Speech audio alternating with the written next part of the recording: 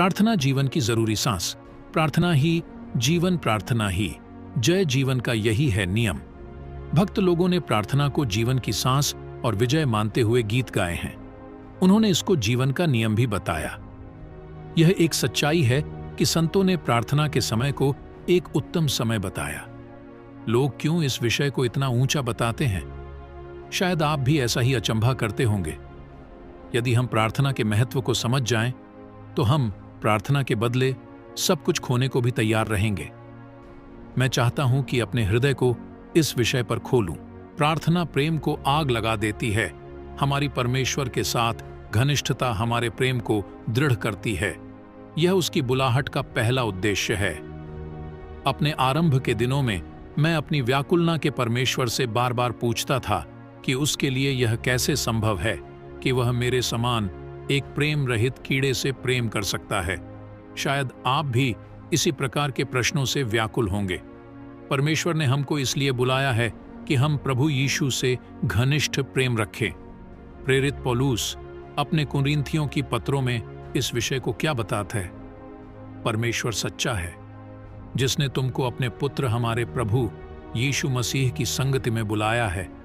कुरिन्थियों भी, जिस प्रकार भविष्य वक्ता होशे परमेश्वर की बुलाहट को प्रकट करता है, वह अच्छा लगता है।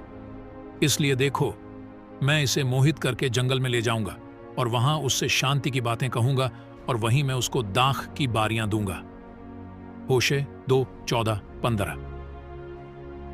यह उसके प्रेम और कोमलता का कैसा सुंदर चित्र है। महान परमेश्वर स्वयं हमें मोहित करता और शांति की बातें करता है। क्या यह आश्चर्य की बात नहीं है कि वह मनुष्य को मोहित करता है? यह उसका प्रेम ही है जो हमको बुलाता है। जब हम उसकी आवाज को सुनते हैं और अपने दिलों को खोलते हैं, वह हमारे दिलों में आता है। क्या वह नहीं कहता, मैं उसके पास जाऊंगा और उसके संग भोजन करूंगा, और वो मेरे साथ एक साथ भोजन करना घनिष्ठ संगति को दर्शाता है। वह आपके जीवन में आकर आपके साथ घनिष्ठ संगति ढूंढता है। जिस दिन हम उसे अपना मित्र बना लेते हैं, वही हमारे उद्धार का दिन है। परमेश्वर के पास लौट आना और अपने प्रिय से बातचीत करना ही हमारा उद्धार है। हमारा उद्धार का उद्देश्य ही यह है कि हम परमेश्वर के साथ घनिष्ठ मित्रता का आनंद लें। यह पहला पाठ है जो एक व्यक्ति को सीखना चाहिए जब वह उद्धार पाता है। प्रेम को बढ़ाने के लिए समय देना अवश्य है। समय के बीतने के अनुसार ही हमारा प्रेम भी बढ़ता जाता है। क्या जिससे आप प्रेम करते हैं उसके साथ और अधिक समय व्यतीत करने की लालसा आपके अंदर नहीं होती? अपने प्रिय को संगति में आप कितनी देर तक भी रहें, आप नहीं थकते, परंतु इसके विपरीत आप कहते हैं कि समय कितनी जल्दी बीत गया। यही प्रेम का भी स्वभाव है। प्रेम समय चाहता है ताकि और भी निकटता का संबंध हो। प्रेम घनिष्ठता की लालसा करता है। यीशु के संग प्रेम की वो आग जो उद्धार के दिन हमें प्रज्वलित हुई, उसे और भी प्रकाशमान होना चाहिए। परंतु धर्मी का मार्ग उस दोपहर के उजियाले के समान है जो निरंतर बढ़ता जाता है। नीति वचन 4:18। परंतु हम में से बहुतों का प्रेम इस प्रकार नहीं बढ़ता। इसका कारण यह है कि हम प्रेम में बढ़ने के लिए समय के महत्व को नहीं पहचानते हैं। प्रेम में बढ़ने के लिए और कोई जादुई छोटा रास्ता नहीं है। हमें उसके साथ समय व्यतीत करना चाहिए। इस पुस्तक का मुख्य उद्देश्य यही है।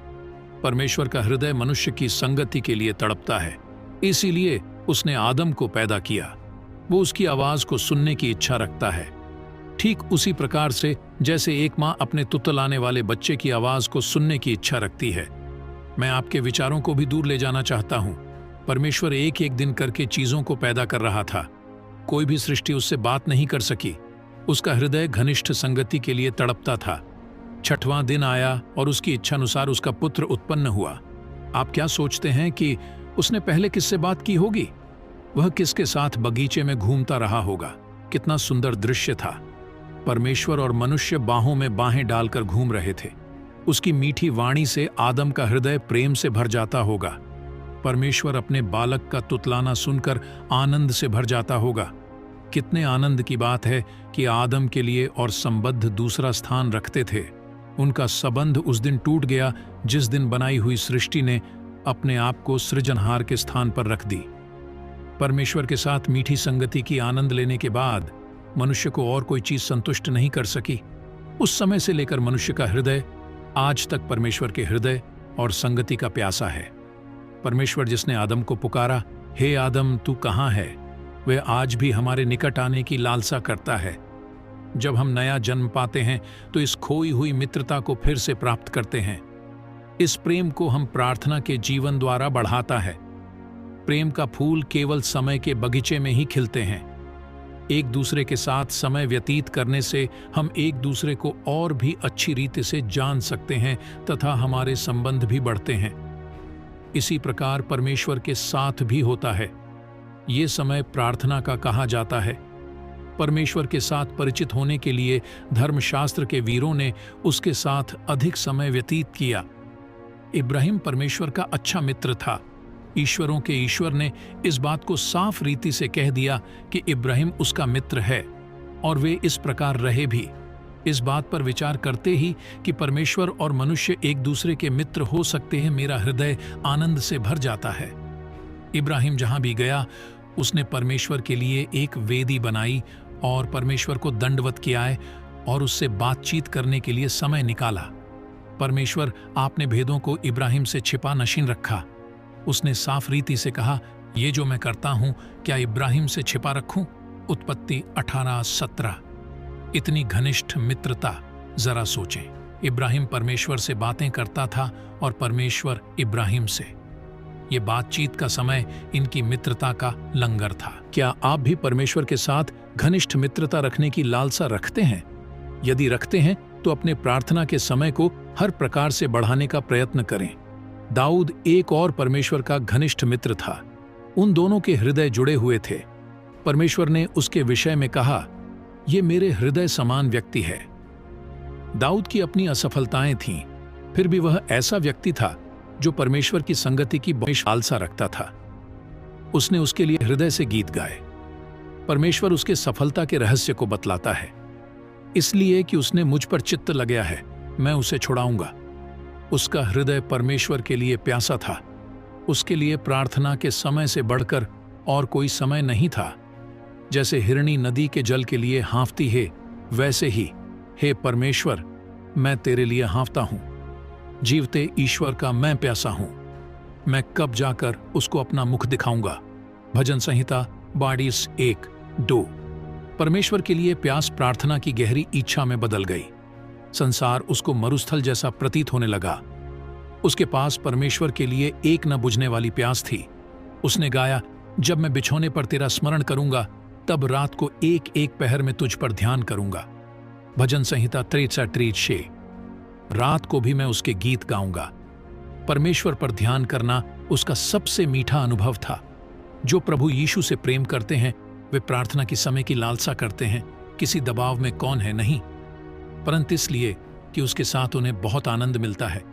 इस प्रार्थना में कई संत लोग खो गए। वे प्रभु को और उसकी उपस्थिति के आनंद से पुकार उठे कि प्रभु, हमारे लिए ये भला है कि हम यहीं रहें। ऐसे संत अभी वर्तमान हैं।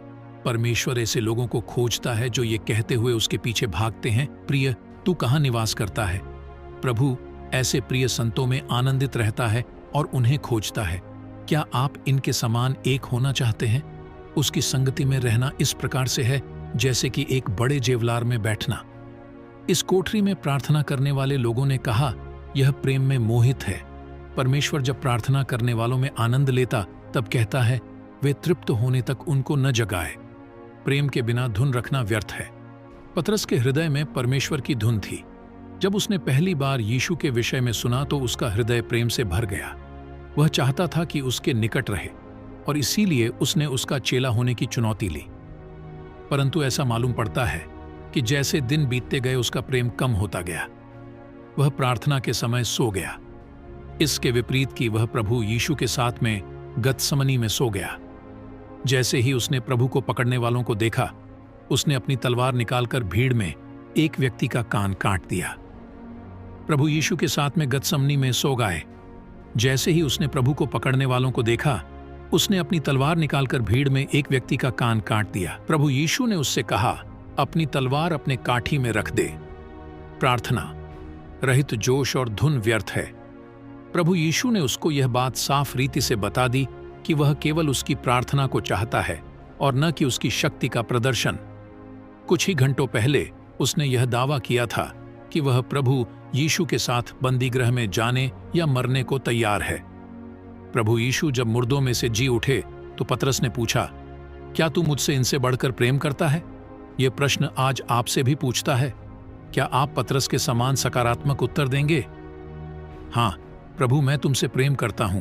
अपने प्रेम को बढ़ाने के लिए प्रार्थना के समय को बढ़ाएं।